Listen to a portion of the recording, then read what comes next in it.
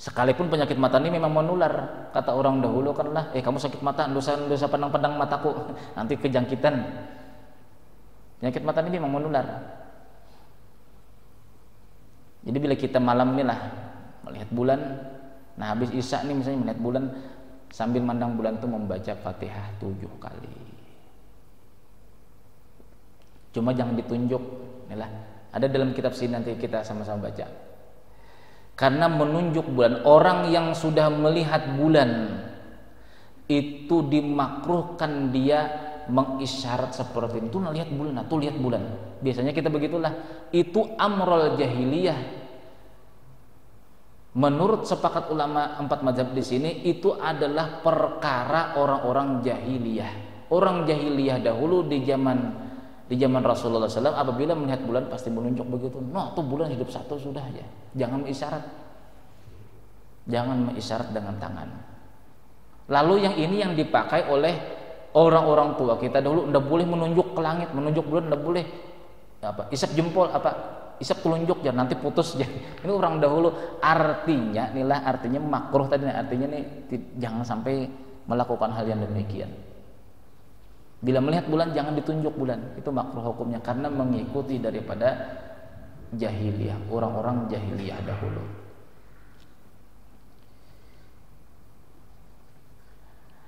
Jadi amalannya yang pertama, apabila kita hendak dihindarkan daripada penyakit mata, baca Fatihah pada waktu setiap awal bulan daripada bulan Arab. Ini kalender Masehi semua, tidak ada bulan Arabnya. Ini masalah. Masa orang Islam memakai Masehi itu daripada Isa al-Masih. Sedangkan kita Hijriyah seharusnya. Yang banyak di rumah-rumah yang dipakai Masehi, yang Hijriyahnya tidak ada.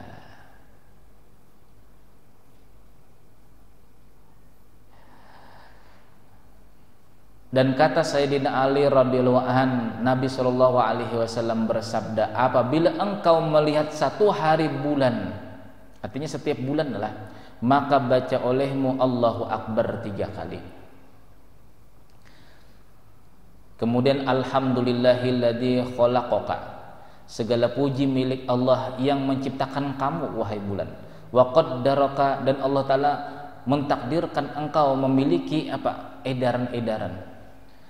Manazila wa ja'alaka ayatan lil alamin, dan Allah menjadikan kamu wahai bulan ayatan lil alamin, sebagai tanda kebesaran bagi seluruh alam. Niscaya Allah akan menyuruh kepada malaikat dengan firman-Nya, wahai malaikatku, saksikanlah bahwasanya aku memerdekakan orang ini daripada api neraka. Baca takbir, Allahu Akbar, Allahu Akbar, Allahu Akbar. Ini kalau ingin mengamalkan keduanya adalah dalam baca alhamdulillahilladzi khalaqaka wa qaddaraka manazila wa ja'alaka ayatan lil alamin. Siapa tahu inilah amalan sunnah seperti ini menghindarkan kita daripada api neraka. Semakin banyak orang yang mengamalkan sunnah, barang siapa, kata Rasulullah SAW, yang menghidupkan sunnahku dikala umatku rusak. Arti rusak di sini orang sudah melupakan sunnah Rasulullah yang seperti ini. Kita mengamalkannya, maka dia mendapatkan pahala 100 mati orang syahid. Pahalanya. Ayo.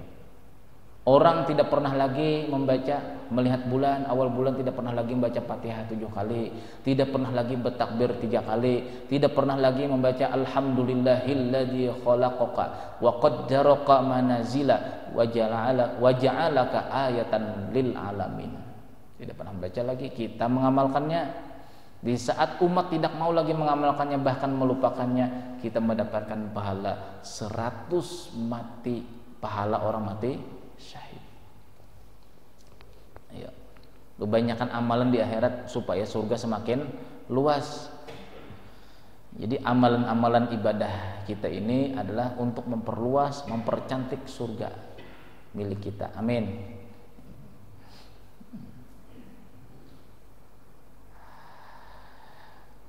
Cuma yang paling bagus nih lah di bulan Ramadan ini cerita-cerita. Kebanyakan kita ini buah, inilah buah. Selain buah kurma atau anggur, ada buah yang sangat dianjurkan Rasulullah Shallallahu Alaihi Wasallam. Tafaqahu bil bitih, kata Rasulullah. Berkebunlah kalian dengan buah semangka. Bitih itu semangka. Wa azimuhu, muliakanlah semangka tersebut. Kalau orang-orang barat sana jadi Halloween apa? Itu labu lah, labu. Fa inna ma'ahu minal jannah, bahwasanya rasa manis di dalam semangka tersebut, kata Rasulullah sallallahu alaihi wasallam, minal jannah, daripada air yang di surga. Wa halawatahu min halawatil jannah, rasa manis di dalam semangka tersebut daripada rasa manisnya buah yang ada di surga. Wa ma min abdin akala minha luqmatan, tiada seorang hamba yang memakan satu suapan daripada semangka, kata Rasulullah, illa adakhallahu jawfahu sab'ina dawaan, terkecuali Allah Ta'ala akan memasukkan ke dalam rongga mulutnya 70 obat penyakit. Tapi kebiasaan kita ini sudah tahu nih lah, semangka ini diantara sunnah Rasulullah Sallallahu Alaihi Wasallam. Makan semangkanya seperti makan monyet. Nah, ya Allah, sudah dibelah kecil-kecil begini, bentuk segitiga yang seperti ini. Nah, pisang tuh sama juga. Pisang bila sudah dibuka begini, yang sunnahnya tuh pakai tangan dipotong begini. Nah, pakai jari kita makan, potong makan, baik semangka ataupun pisang. Cuma kalau kita memakan buah itu ada doanya. Jadi sebelum kita membaca Allahumma barik lana fima razaqtana wa qina adzabannar, bacaan makan itu baca doa dulu, Allahumma barik fi samarina, ya Allah berikanlah berkah kepada buah-buahan kami ini. Baru Allahumma barik lana fima razaqtana wa qina adzabannar, baru makan. Potong semangka, potong pisang dengan begini. Kira-kira monyet tuh bisa nggak memotong begini Pak makannya? Pasti setelah buka tiga kupasan beginilah langsung makan begitulah. Tidak ada bedanya nanti kita sama dengan monyet kan gitu. Ini yang apa? Itulah yang namanya ilmu lah, ilmu. Ilmu itu sebagai pembeda adat dan ibadah, itu aja. Jadi kalau orang itu melakukan suatu adat berarti belum berilmu. Tapi bila orang itu melakukan yang namanya ibadah berarti orang itu berilmu. Nah. Allahumma barik fi samarina, ya Allah berikanlah berkah pada buah kami ini. Tidak ada seorang hamba yang memakan satu luapan, luqmatan, satu suapan daripada semangka, kata Rasulullah, illa adakhallahu jawfahu sab'ina dawaan, terkecuali Allah Ta'ala akan memasukkan 70 obat daripada penyakit. Wa akhraja anhu sab'ina da'an, Allah Ta'ala akan mengeluarkan dengan sebab semangka tersebut 70 penyakit, kata Rasulullah. Wa kataballahu lahu bikulli luqmatin asyara hasanatin, Allah mencatat satu suapan yang kita masukkan ke dalam mulut kita itu Allah Ta'ala mencatat 10 kebaikan. Wa maha anhu asyara sayiatin, Allah Ta'ala akan menghapus 10 daripada kejahatan. Wa rafa'a lahu asyara darajatin, Allah Ta'ala mengangkatkan derajat kita 10 derajat. Jadi semakin banyak semangka kita makan, semakin tinggi derajat kita. Tafaqahu bil bitih, kata Rasulullah, berkebunlah kalian dengan semangka. Sumatala, kemudian Nabi SAW membaca ayat Al-Quran, wa ambatna alaihi syajaratam miyaqatin. Sumaqala, kemudian Nabi bersabda, inna diba'a, sesungguhnya labu, kalau bahasa Banjarnya waluh. Labu itu waluh kalau bahasa Banjarnya. Inna diba'a, sesungguhnya kata Rasulullah, labu wal bitiha, dan bitih semangka itu minal jannah, daripada buah yang ada di surga. Tapi labu ini banyak dipakai orang barat sebagai acara Halloween apa? Hantu Halloween apa? Nah, pahamnya menyebutnya aja bisa kita Pak ya. Acara Halloween apa? Dipasangi tadi semangka tadi lentera-lentera di sana tuh lah. Macam-macam, padahal itu buah surga. Rahu Ahmad wal Qurtubi bisanadil muttasil. Hadis ini diriwayatkan oleh Imam Qurtubi dengan sanad yang bersambung ila Nabi sallallahu alaihi wasallam, kepada Rasulullah sallallahu alaihi wasallam. Jadi pernah saya ceramah apalah yang membahas masalah ini lah. Itu dhaif, maudhu. Kok bisanya mendoibkan hadis nih lah, sedangkan Imam Qurtubi salah seorang ahli tafsir hadis daripada Imam Muslim. Jadi hadis Imam Muslim itu disarahkan, dijelaskan lagi oleh Imam Qurtubi.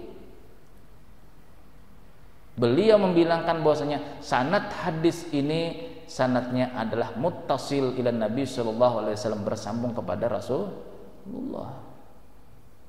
Imam Muslim belajar kepada Imam Bukhari. Alah, tapi ngomongnya pasti belakang. Habis ceramahnya kan lah, saya mau pulang lah. Alah, hadis dhaif lagi katanya. Memang sampean tuh berapa tahun ngaji di pondok? Itu aja saya tanyakan, berapa tahun ngaji di pondok, bisa kamu baca kitab gundul kalau istilahnya tuh lah. Cuma saya tidak mau melayani orang-orang yang seperti ini ngomong di belakang tuh, itu tidak perlu dilayani. Wa a'rid anil jahilin, kata Allah. Berpalinglah kamu wahai Muhammad daripada orang-orang jahil. Orang jahil itu tujuannya bila dia berdebat kalah, tidak mau memakai juga, dan dia berdebat tujuannya supaya menang, lalu bisa menggibah orang. Itu orang jahil. Tidak usah diikuti yang seperti itu. Imam Qurtubi mengatakan hadis ini hasan, bersambung kepada Nabi Shallallahu Alaihi Wasallam, artinya patut untuk kita amalkan. Nah itu jadi bukan sekedar kurma. Kalau misalnya kurma jarang ada bulan puasa misalnya, nah bisa diganti dengan semangka.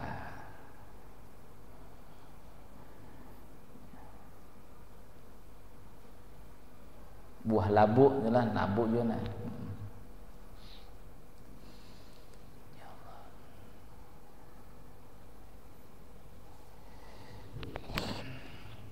Wala yajibu saumu kama taqaddama, tidak wajib orang itu berpuasa sebagaimana telah dijelaskan terdahulu, bil hisabi, dengan adanya kalender yang perhitungan, wan nujumi, dan bintang, walau kasurat isabatuha, sekalipun banyak sudah kebenarannya, li adami istidadihi lima ya'ulu alaihi syar'an, karena tidak ada kita itu menyandar, syariat kita itu bersandar kepada yang namanya hisab atau an-nujum atau perbintangan. Tidak wajib sekalipun pas.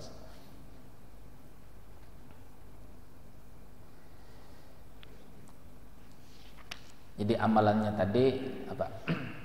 Membaca takbir 3 kali. Inilah Allahu Akbar, Allahu Akbar, Allahu Akbar. Bila tidak hafal doanya, yang alhamdulillahilladzi khalaqaka, alhamdulillahilladzi khalaqaka wa qaddara laka manazila wa ja'alaka ayatan lil alamin. Kemudian membaca Fatihah 7 kali setiap awal bulan.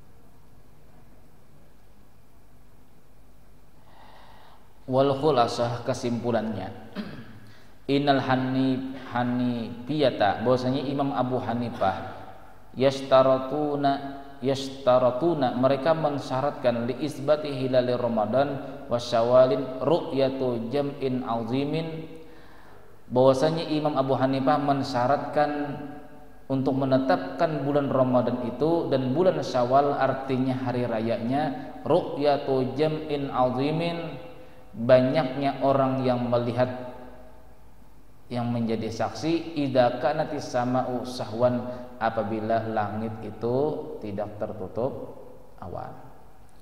Wa takfi ru'yatul adil wahidi fi hadil ghammi wa nahwihi, dan cukup saja satu orang yang adil untuk melihat bulan pada ketika bulan itu tertutup awan.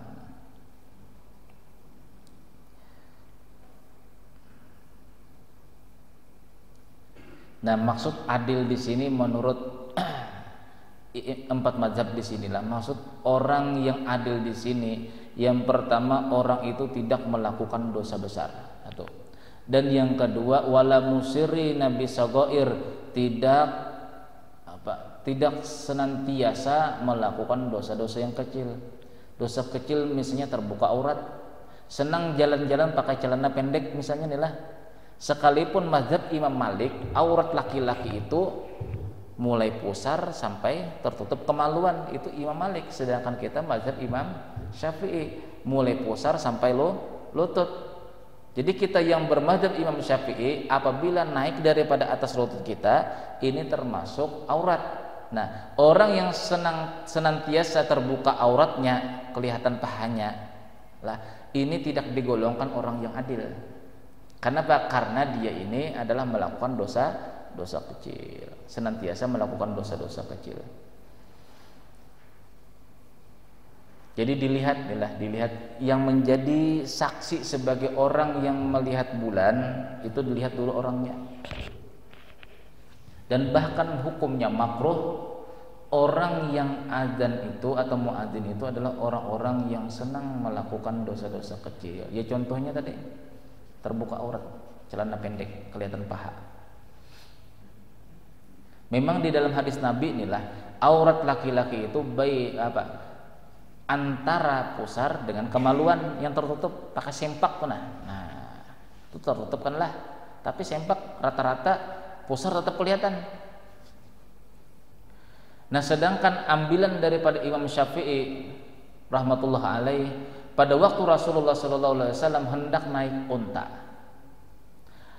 lalu terangkat baju gamis beliau sehingga kelihatan paha sedikit.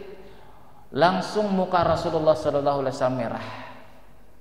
Turun Rasulullah daripada unta tersebut. Itu menandakan beliau merasa malu kelihatan paha. Lalu oleh Imam Syafi'i, hadis ini dinyatakan sebagai aurat laki-laki itu melalui pusar sampai lutut. Itu kehati-hatian Imam Syafi'i. Sekalipun di dalam hadis tidak pernah dijelaskan Rasulullah aurat laki-laki itu mulai pusar sampai lutut. Cuma beradab dengan cerita Rasulullah SAW di waktu hendak naik unta, tersingkap baju beliau, kelihatan paha sedikit, beliau merasa malu, lalu ditutup, beliau turun daripada unta. Karena arti aurat itu adalah kemaluan. Apabila orang itu terbuka lalu merasa malu, berarti orang itu masih ada iman. Tetapi orang yang membuka aurat tapi tidak merasa malu tertampil auratnya, berarti orang itu belum ada iman. Karena aurat itu adalah kemaluan. Setiap orang yang membuka aurat itu sama membuka kemaluan. Bila dia tidak merasa malu dengan kemaluannya, auratnya, berarti orang itu belum tetap imannya. Nah, maka senang tuh main tenis meja misalnya, inilah tenis meja celana pendek segini. Main bulu tangkis celana pendek kelihatan paha. Main apa juga pun, gotong royong apa juga pun, celana pendek begini. Itu kalau mazhab Imam Syafi'i hukumnya haram karena terbuka aurat. Bila sudah demikian, kebiasaan yang seperti ini, maka orang itu tidak bisa disebut orang yang adil. Bila tidak bisa disebut orang yang adil, jadi saksi nikah tidak sah. Yalah, maka dia jadi saksi. Orang tadi jadi saksi. Jadi saksi senang ajan misalnya, makruh hukumnya. Jadi saksi apa lagi? Tidak sah hukumnya kalau kita bersandar kepada mazhab Imam Syafi'i. Tapi kalau kita bersandar kepada mazhab Imam Maliki, sah-sah aja. Jadi saksi nikah, jadi wali nikah, saja orang-orang yang senang membuka aurat nikah. Tapinya bagi Imam Syafi'i tidak sah. Wallahu a'lam bishawab. Mudah-mudahan Allah Subhanahu wa taala mengampuni dosa kita, dosa zahir dan batin kita. Mudah-mudahan Allah Subhanahu wa taala selalu memberikan taufik dan hidayah kepada kita bisa mengamalkannya, dan mudah-mudahan dengan berkah kita menuntut ilmu agama, istiqomah dan menuntut ilmu agama, Allah mewafatkan kita husnul khatimah, dikumpulkan beserta Rasulullah sallallahu alaihi wasallam, dan mudah-mudahan mendapatkan syafaatnya. Amin ya rabbal alamin. Al-Fatihah.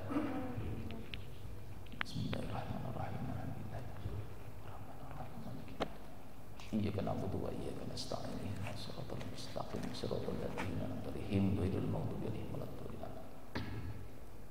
Bismillahirrahmanirrahim. Alhamdulillahirabbil alamin wassalatu wassalamu ala asyrafil anbiya'i wal mursalin sayyidina wa Muhammadin wa ala alihi wa sallam ajma'in.